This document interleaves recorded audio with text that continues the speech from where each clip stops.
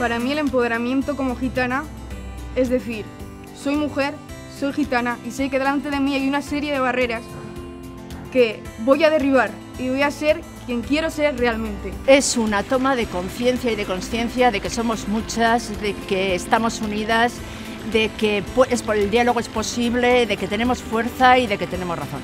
Guretzat da kontzientzia hartzeko prozesua, aldaketa ekartzen duena, hasiera batean maila pertsonalean egiten dena eta gero kolektibo edo talde bezala egiten duguna. El empoderamiento colectivo mejora la autoestima de todas y cada una de nosotras para lograr la igualdad. Para mí la asociación me aporta unión, aprendizaje con las compañeras y me acerca también a la sociedad africana que yo soy. Pues para mí estar organizada junto con otras mujeres en la universidad supone que el movimiento cobre sentido, deja de ser algo individual para ser algo colectivo que toma fuerza y tiene mucho más sentido. Pertenecer a DQ+LBT, una asociación de mujeres lesbianas, bisexuales y transexuales, cultural y deportiva, significa trasladar la voz de muchas mujeres que todavía están en la invisibilidad, crear una gran voz que sea escuchada por la sociedad y por las instituciones.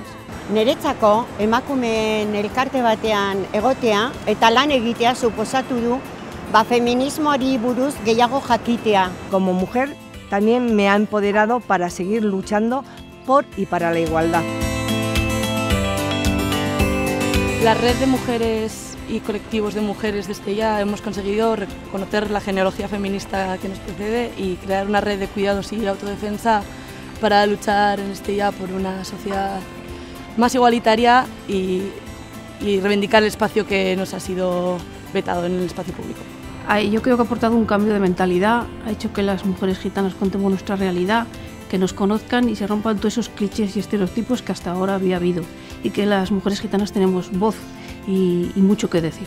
Gure ingurunera feminismoa ekartzea, kontzientzia egiteko gure kasuan unibertsitatean.